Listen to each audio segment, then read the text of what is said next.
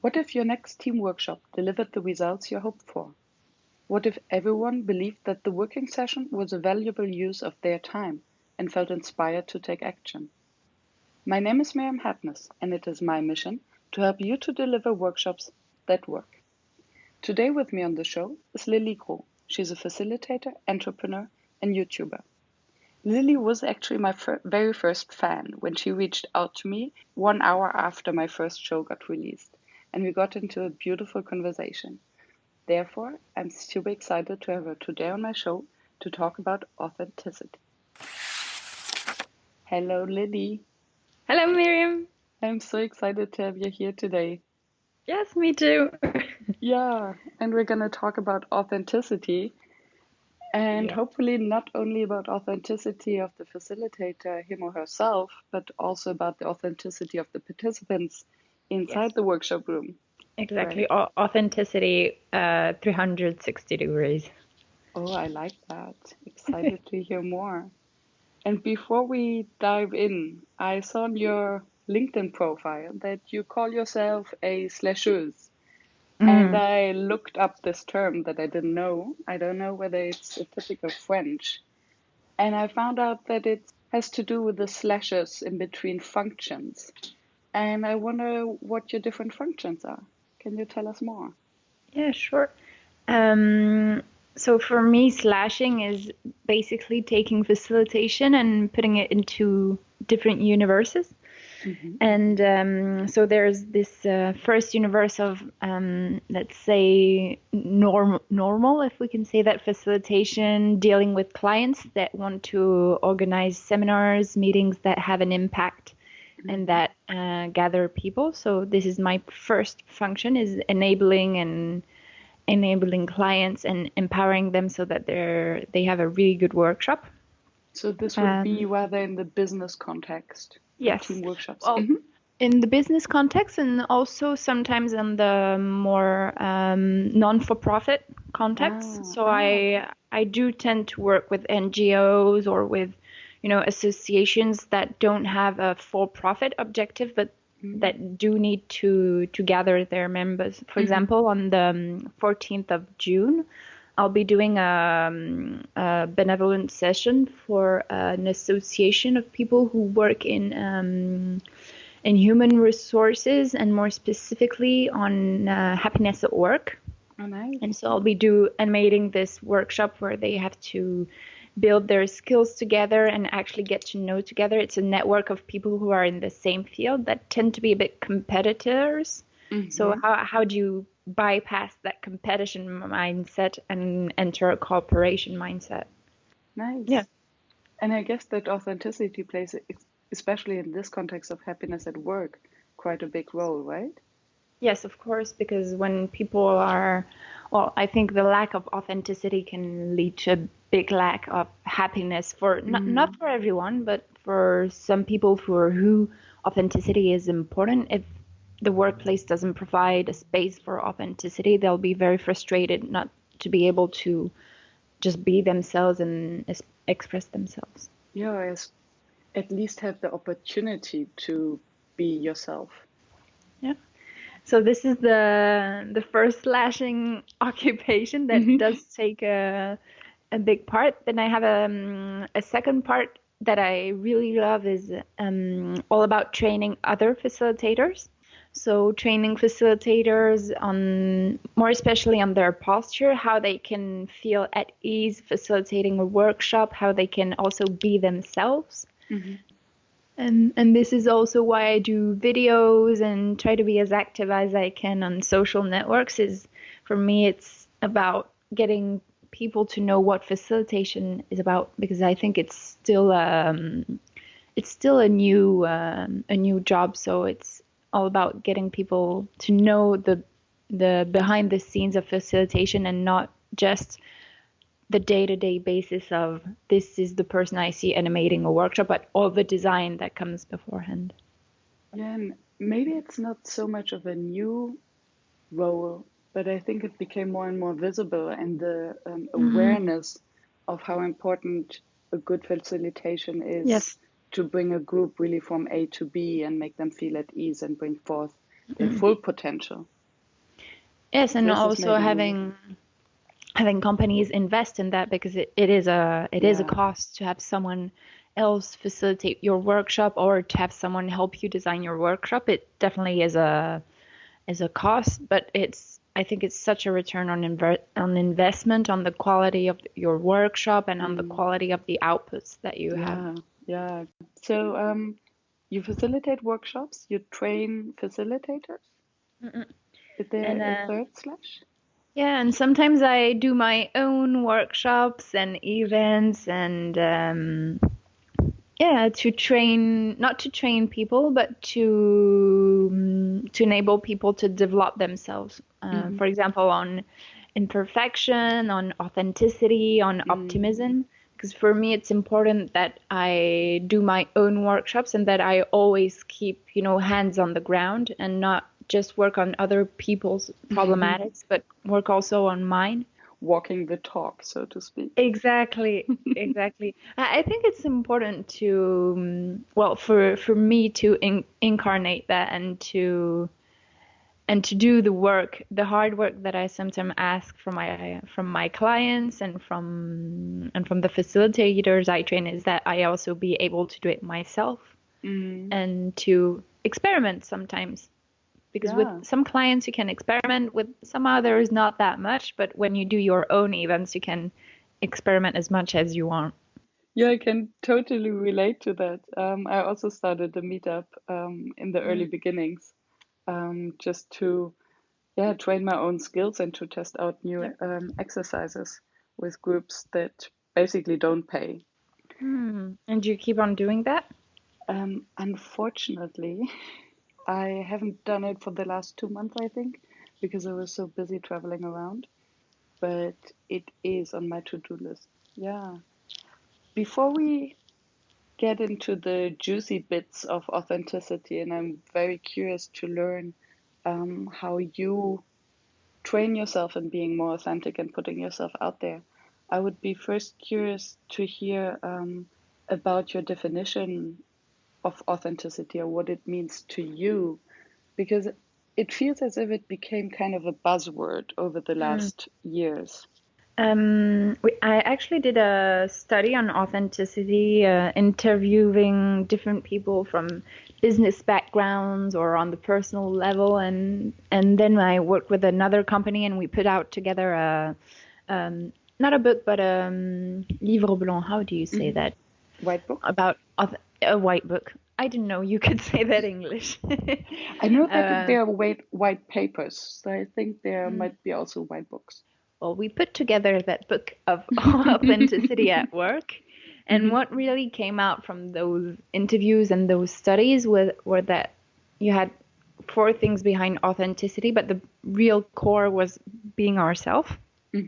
So first of all, getting to know yourself and listen to yourself and being honest with yourself about who you are. Then seeing how you can align your values, who you are, with your actions. There's this quote from Gandhi that says, happiness is when what you think, what you say, and what you do are in harmony. And for me, authenticity is that tool that helps you align what you think, what you say, and what you do. And when you don't align those 3, you don't feel authentic and you might not feel that happy. There was also something that really came out in the interviews we did was about honesty, openness, but also not always being without filters. Like you were saying, authenticity is not always just shouting out your most authentic self to everyone and claiming, this is me, this is, I should not change because I'm a very loud speaking person and I should not improve myself. It's not at all about that. It's taking into account who you are and trying to align your values and action as most as you can, but also taking into account your environment and being aware of what your authenticity might cause for other people. Mindful authenticity. Ooh, I like that. And there's a last one about celebrating singularity. Is that we're all different. We all have our very own way of being authentic, be it by our character, by our strength, by how we work, how we act, what we say, what we do. And it's to celebrate that and not trying to become something that you should be, but just being your own weird self, or not weird, but being that and celebrating it, because it's what makes you human and what makes you the person that the people around you love. Yeah. And to me, it sounds as if it requests a high degree of maturity, because to know and understand who we really are, to accept that self, and then to be open enough or secure enough to show that to the world sounds scary to me. How do you help or how did you self get there? I totally relate to the scaring part. I think working on that for me is one of the most difficult things to do, because you just have to look yourself honestly in the mirror, and admit that that person is actually you, and that it's okay. I've been following the work of Brené Brown for quite a long time, and she talks a lot about self-compassion. And for me, self-compassion is something that really helps building your authenticity. Is that it might be hard to confront yourself with who you really are, to confront yourself also with the feedback of other people. I had a great interview last week with someone called Peter Krishnan, and I will be putting his interview online this week, who was talking about the power of getting feedback from other people, because the person we know less about is ourselves. We have these biases, these cognitive biases that try to make us imagine that we're a certain person, but actually it's just our brain getting things mixed up. But when other people give us feedback, this is how we can improve, and this is how we can actually be more and more authentic, is also taking those feedbacks into account and not just looking in our own mirror, because our vision might really be distorted.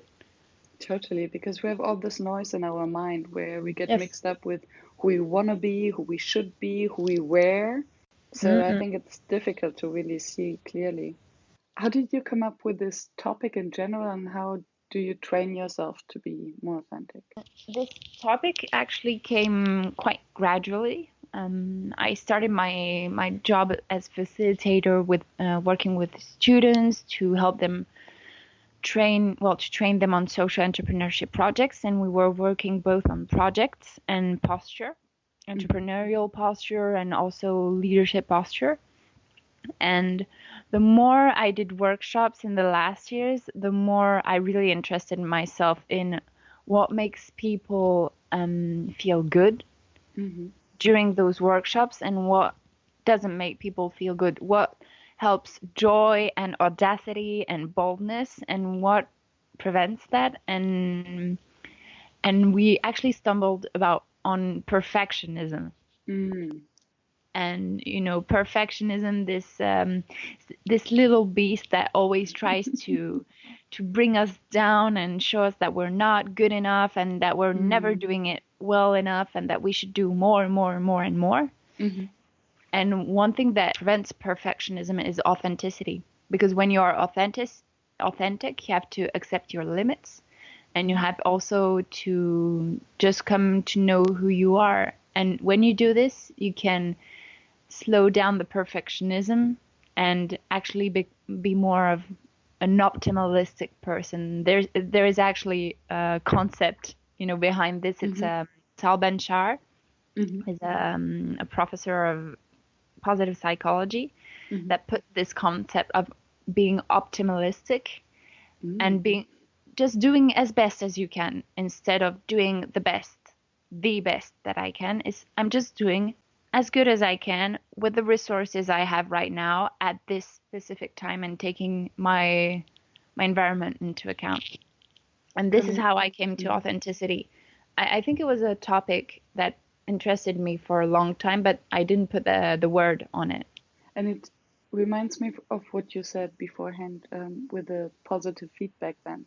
Because if we receive then positive signals from our environment, it helps us to be okay with who we are, less perfectionist maybe, and then improve along the way. So how do you get your groups in your workshops to feel free to be authentic? Well, first of all, I get to know them. For me, it's it's not all about it. There shouldn't be an injunction to authenticity. If people are not don't know what authenticity is about, or are very on their guards and want to put on a mask, it's also okay. So the first step for me is really getting to know the participants and their ability to go beyond their masks and to put the masks down and to be more and more intimate with them, which is also what authenticity is about. And then it's at the very beginning of the workshop is saying hello to everyone individually, shaking hands, and then creating this safe environment. And once we've secured the environment, it's then making exercise about authenticity or not, depending on the topic of the day. Yeah. So when you say you try first to get to know your participants better, do I understand it correctly that this would happen before the workshop? Yeah. It's sometimes quite hard to do, especially for the events that I organize myself. I don't have a client but I organize events that are open to anyone who comes. Yeah. You don't know people and you don't have a client that knows the people because they're their employee.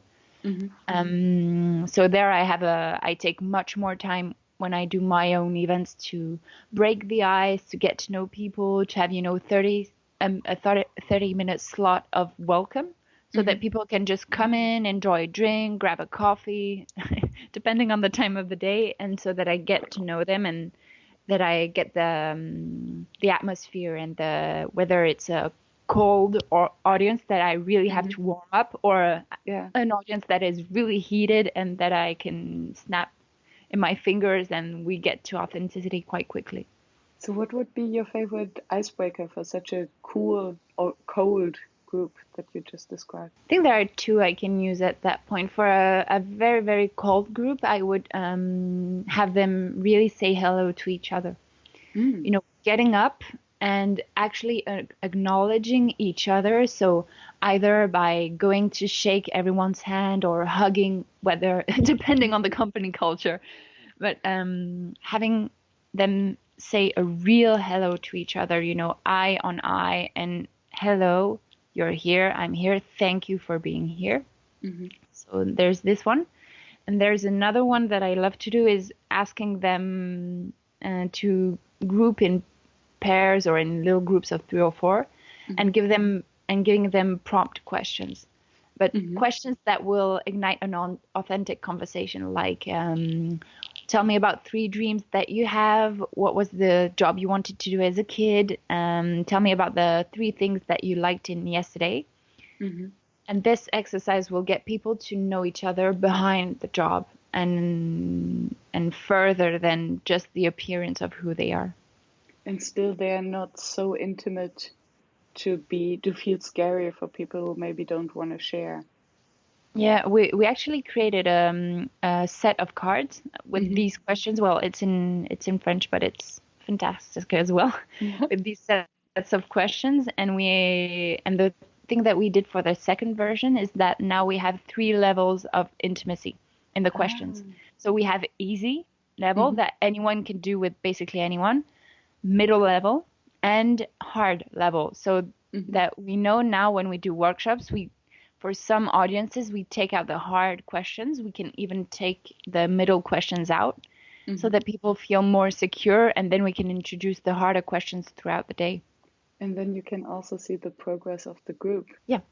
But for me, authenticity should not be, except if you're doing a workshop on authenticity. Authenticity should not be an injunction. It's a good thing to have in a workshop, but it doesn't have to be a must in every workshop, because sometimes it might really take a lot of energy for the facilitator, for the group to get into that space. And sometimes it's better, just to do a little hack here and there, to sparkle their authenticity, but it's not always a good thing, I think, to bring it as a concept and to explain to people what authenticity is and getting them to become authentic. Sometimes it might slow them down, or I rarely speak about authenticity as authenticity in workshops. I just, put some little tips here and there of authenticity.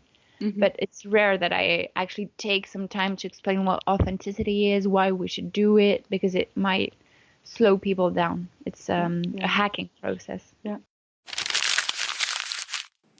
Before we continue the show, let me take a brief moment to thank our sponsor, Session Lab. Are you using Excel or Word to prepare and schedule your workshops? Try something that is designed for facilitators. With an easy-to-use drag-and-drop agenda builder, Session Lab allows you to be free and creative in your workshop process design. Session Lab also comes with an immense built-in library of workshop activities and facilitation techniques to help you to find new inspiration for your sessions. Stop messing with spreadsheets and focus on designing engaging workshops. Try it as sessionlab.com. I wouldn't recommend it if I didn't believe in its value myself. Why does it feel so scary to be authentic? Although in most cases, when we have the opportunity, it feels so good afterwards. I think that's a very good question. I don't have all the answers, but I think there are lots of fears that hide behind authenticity. It's, if I am authentic, maybe people might not love me. If I am authentic, maybe people will think I am weird and will reject me. Or maybe if I am authentic, I will make mistakes, and then I will not be seen as a performing person. I think there are so many fears that hide behind authenticity, especially in corporate environments that are driven by performance. That you have to be performing, and you have to be a good worker that does all the work and goes beyond. And that contrasts with being authentic, because when you are authentic, you have limits and you have ups and downs, and you're human, and sometimes people don't authorize themselves to be authentic, and or the context doesn't help them. And there's this idea, of the onion, that when we're kids, we have the core of the onion. So we're perfectly authentic because we don't have filters. We just say what we think and do what we want. And then as adults, when we grow up, we learn to behave socially in an acceptable way. And then we learn limits, and then we learn to take into account what other people think. And so we start putting layers and layers and layers and layers over the onion. And for some people, it's just so much work to see all of these layers and think, how am I going to peel them off, and what am I at the end? Absolutely. Absolutely. Bringing it back to the maturity level. Yeah. And while you explain that, I totally understand, and I can see the positive effect of being authentic and having this maybe also failure culture in a team, that eventually it will lead to better results and more productivity. And still, in the beginning, it seems almost like a puzzle that you have to accept the group to be imperfect, maybe even mediocre, in order to achieve a better result. So how would you deal with topics or teams who really have to perform, and where it's so important to deliver perfect results? Can you combine it with authenticity, or is this an environment where you would say, okay, maybe we don't, or we neglect the safe space we need? Very good question. I think there are two different things in your question. There's one thing that is psychological safety, which is for me a must-have. It's mandatory for all teams. Google did this studies a couple of years ago about the 5 factors that made a team perform well, and one of them is psychological safety. Mm-hmm. So for me, whether you're in a culture of performance or not, psychological safety must be there. Mm-hmm. And then there's this question of how much do we authorize people to be themselves in a culture where you have to perform and deliver perfect results. And I actually don't have the answer, because it really depends on the team. It depends on how it was built, on the culture of the individuals that are there, on the needs of the people. I really think that we all have different needs regarding authenticity. Some people are just okay with being a different person at work and a different person at home. They're Mm-hmm. okay with that. They can compromise on their values sometimes, and some others are not at all okay with that. So I think it really depends. It can be okay for some people to be performing and to be, you know, in this very results driven culture and not have authenticity, or at least not being their whole authentic Mm-hmm. self. But for me, it has to come in the beginning deal, you know, Okay. for when you have newcomers come into the firm, Mm-hmm. not saying to them that they will be authentic and that they will thrive at their best self whilst It sounds they're, so fake. yeah, I mean, but I think it really happens Mm-hmm. in some. I did it was very funny. A couple of years ago, I did a job interview for a big consulting company, and I was actually quite authentic during the interview. You know, sometimes in interviews, people advise you to conform, Mm-hmm. but I didn't conform. So I started asking them how much autonomy I would have, what why I would be on that and that project, what their sustainable development policy was. Nice. So I was really my most authentic self, you know, trying to see if my values were met or not. Mm-hmm. Well, my values weren't met. They didn't even call me back, but I was, you know, really happy that I was my authentic self during the interview, because if I hadn't been, I might have gotten the job, but I would have been in Yeah. a workplace that didn't meet my needs. Yeah, I totally agree. And I think job interviews are maybe the space where you want to force yourself the most to be your authentic self in order also to avoid to fool Yep. yourself as you just described. Mm-mm. I Mm-mm. think the challenge is that when we're in a job interview, we want to be liked, we want to be accepted, we want to get the Mm-mm. option. So it's so easy to follow the path of just trying to please instead of So, being authentic and honest, not only with the recruiter but also with yourself. I like yeah, that. and I think it really comes back to intention. Hmm. Why are you authentic at that moment? And are you not authentic to please people? Then it's not the good behavior. Mm. Are you not authentic because it might hurt the person in front of you? That's Hmm. actually a good reason not to be authentic. If someone has hurt you and you really feel that you need to react at that moment, but that person is not in the good conditions to hear it, not being authentic at that moment, but choosing to defer it and talk about it at another point might actually be the more mindful option. Yeah, yeah. Back to mindful authenticity. Yeah, mindfulness and always being a point with your intention. And as a facilitator, I think this is something that is extremely valuable. Always being aligned with, why am I doing this exercise at that moment? Is it Mm. because I don't feel connected to them and I really feel that I need love from the participants, so I will do a special exercise for them to give me positive feedback and I will Hmm. feel good? But that's actually not oriented to participants. What Mm. can you do that helps participants and that is always focused on them, Hmm. and in the same time taking your needs into account? Yeah, at the end of the day, it's about them, it's not about us. Yeah. Yeah, but we also have to feel good during the process, and that's also, I don't know if it happens, you know, to you to say no to certain clients, Hmm. you know, to feel, I'm not sure I quite align with the values of this client. Yeah. Maybe I should not go there because this is not the space where I will be my best self or Yeah, where my values will be fulfilled. How do you relate to that? I can totally relate to that. And I must admit, I found myself in situations already where I thought, and it was especially in the beginning, where I hope that I would be in a position later to really select the clients very carefully. Mm-hmm.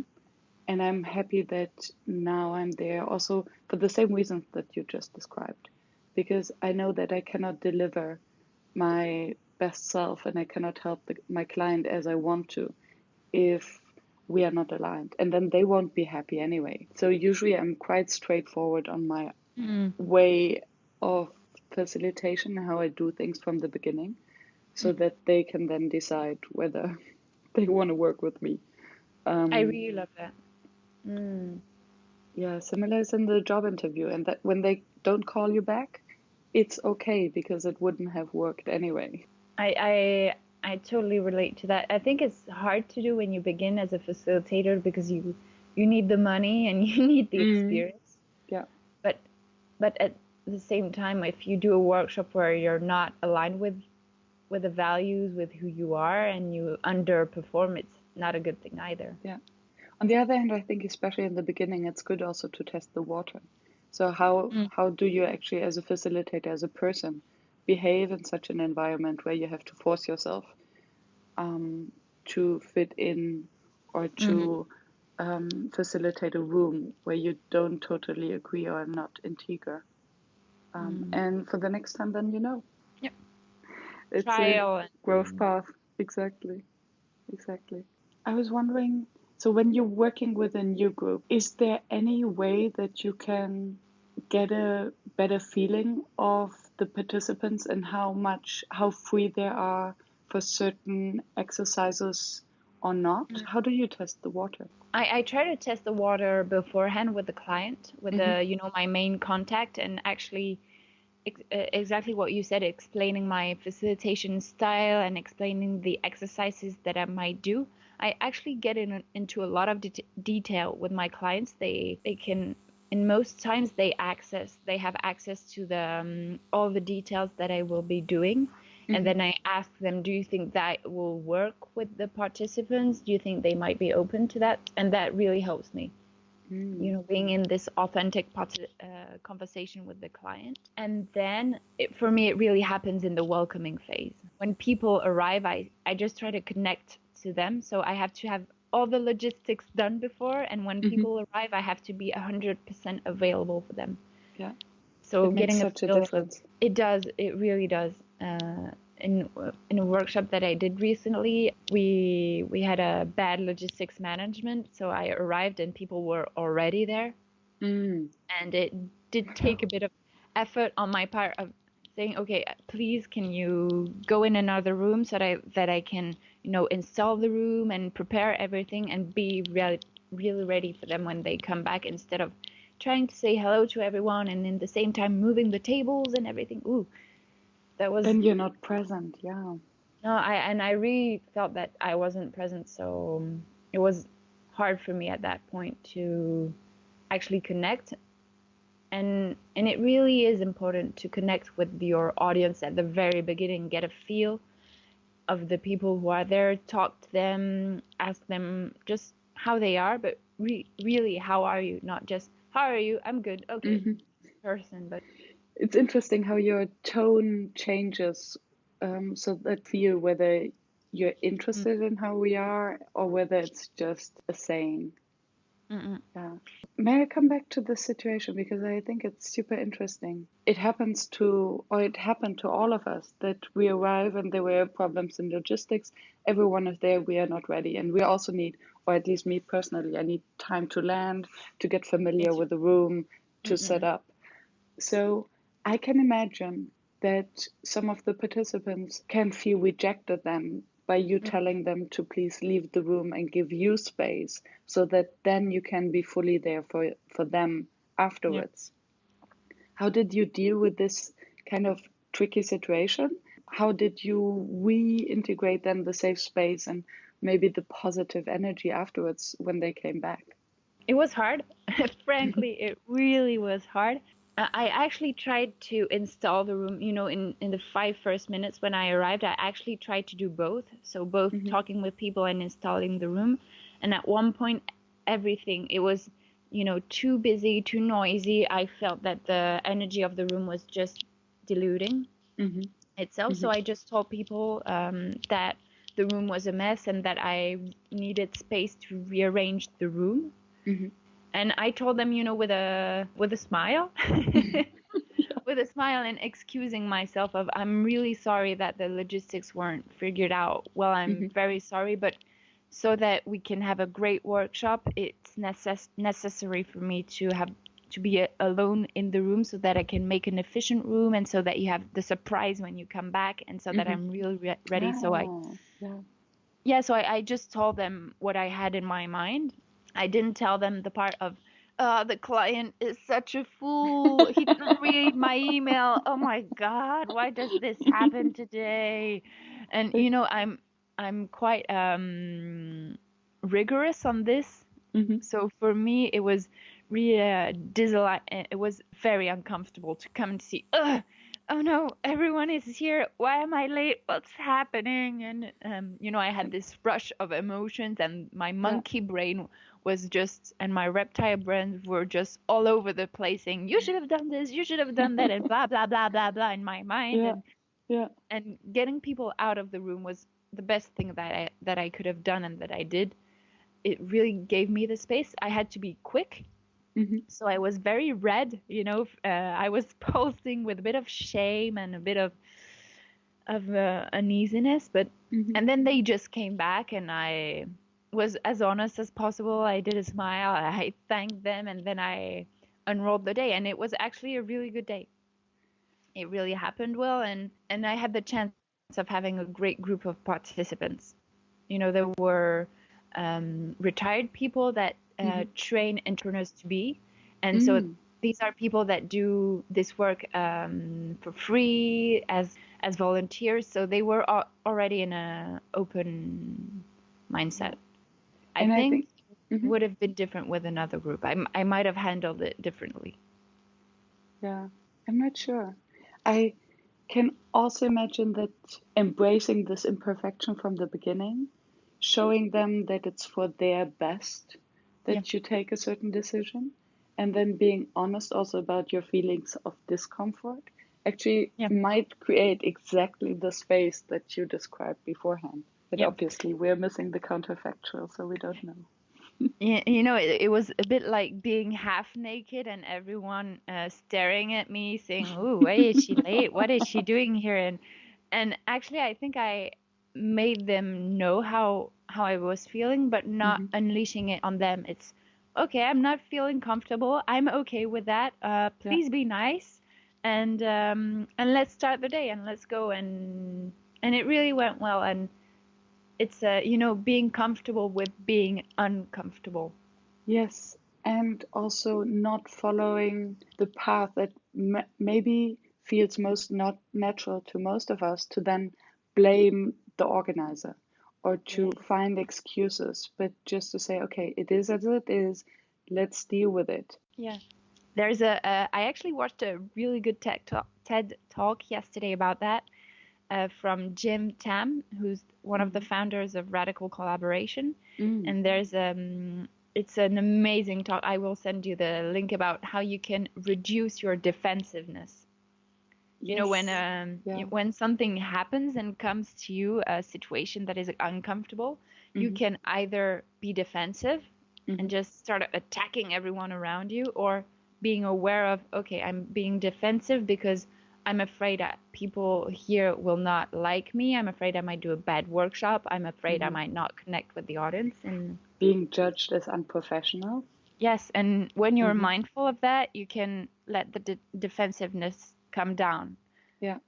Might not always be perfect, and you're human, and it's okay to be imperfect, but being mindful is a great exercise.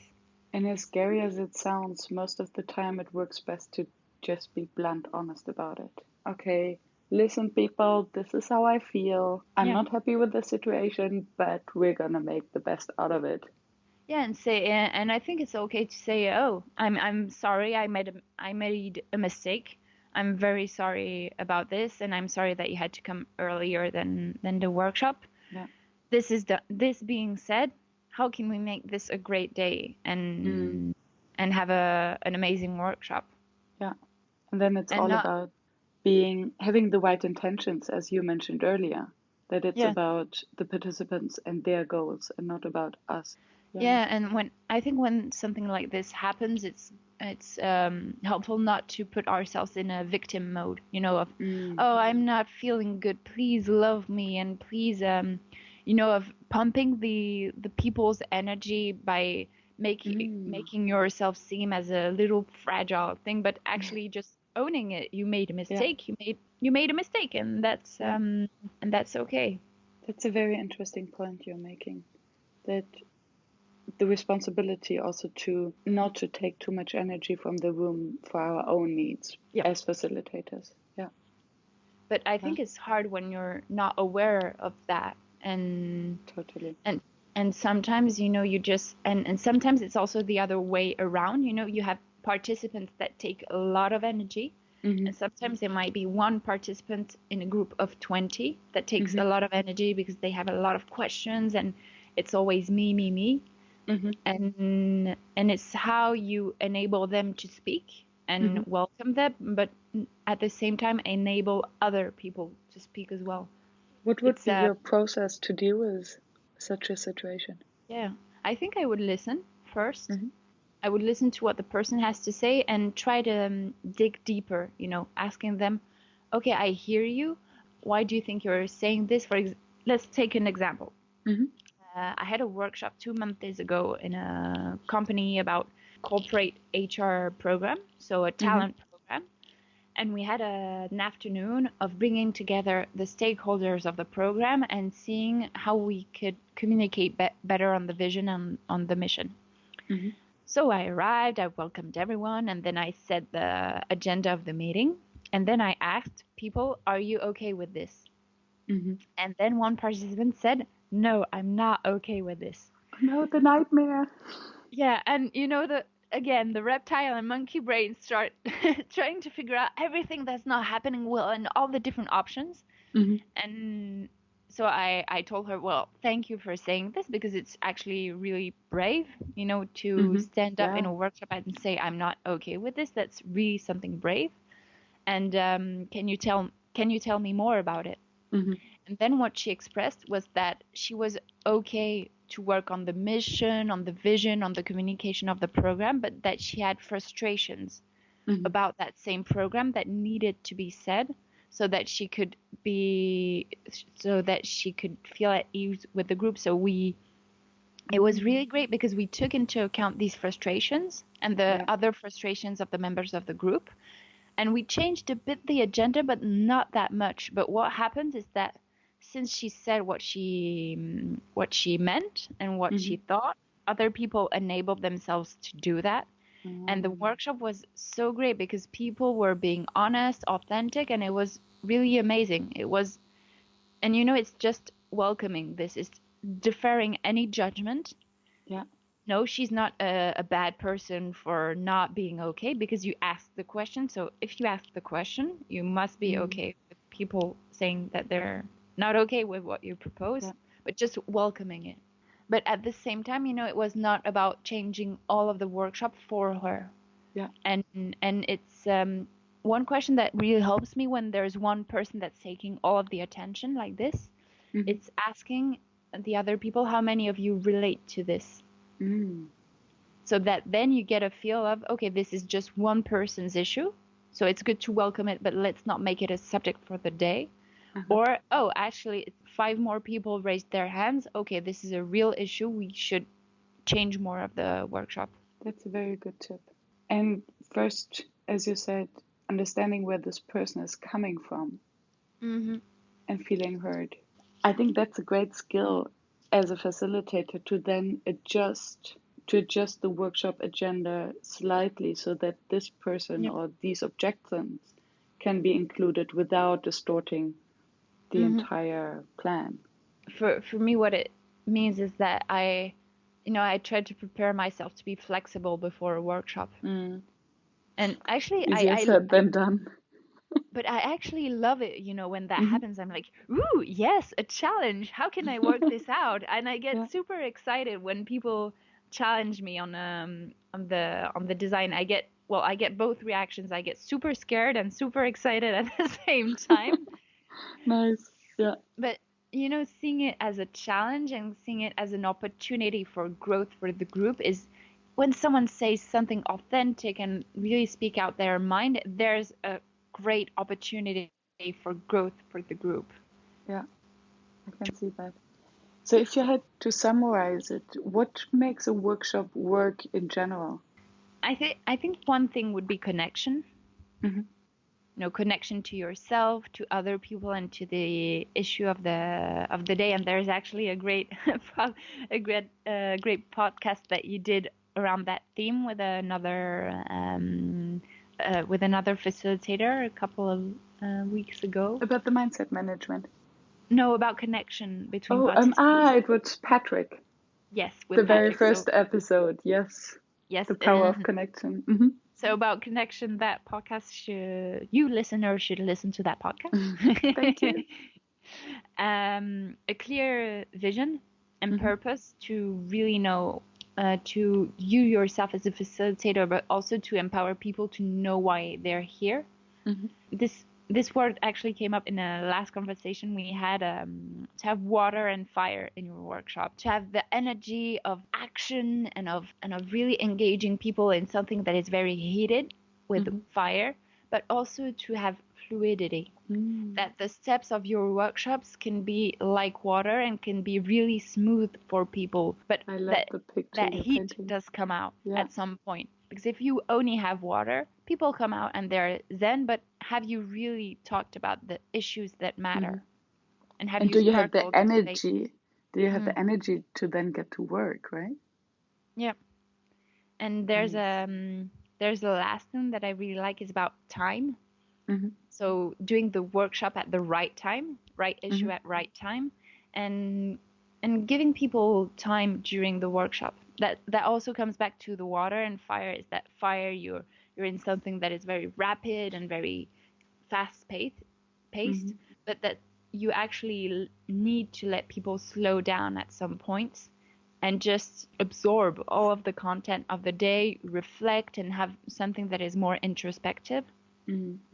So that time is not always fast, and that you're always pressuring people to get, squeezing their brain juice out, but leaving them sometimes to get their brain back to its actual volume. Finding the right pace of a workshop would be a totally different episode, but definitely an important topic to dive in. Yeah, thank you for raising that. As time is running, I always like to ask the final question, that if one listener fell asleep after minute 1 and just woke up and doesn't have time to listen to the entire show again, what shall she or he remember? That authenticity is a path, and that it's not something that is mandatory, but it's something that really helps group, and that should be built over time. Doesn't happen overnight. Wonderful. If after the show someone wants to reach out, get in touch, work with you, pick your brain, talk to you, interview you, or subscribe to your YouTube channel that is only available in French for now, but might change in the future. Maybe. How can they reach you? They can reach me mostly through LinkedIn. On LinkedIn, I post content that is both in English and in French. And it's great. Thank you. Great value. Thank you. I just love doing that. I just love engaging with people and spreading things out. It's like spreading fairy dust around. But yeah, I think LinkedIn is the best place to start. And then I have a website and also Instagram, but that will be more French content on there. And I will still put the links in the show notes. So. Yes, and I will send you the different links I talked to you about also. Yes, they will be all in there. Thank you, Lily, for your time, for your early wake up. We started at 7:30 this morning. So it was a pleasure. It's good to start the day with brain picking. Picking. I like pinking. I like thinking. I will think about what this could mean, but it definitely feels energizing. Yes, let's do brain pinking. Yes. Great. Love it. Have a wonderful day, Lily. Thank you, you And too, thank Miriam. you. Bye bye. Bye-bye. Thank you for staying tuned and listening to the show. I appreciate your attention as I know how busy you are. If you enjoyed it, please subscribe and engage by sharing your comments and thoughts, and visit workshops.work to download the one-page summary. I'm looking forward to seeing you back at the next episode, and I wish you a fruitful day.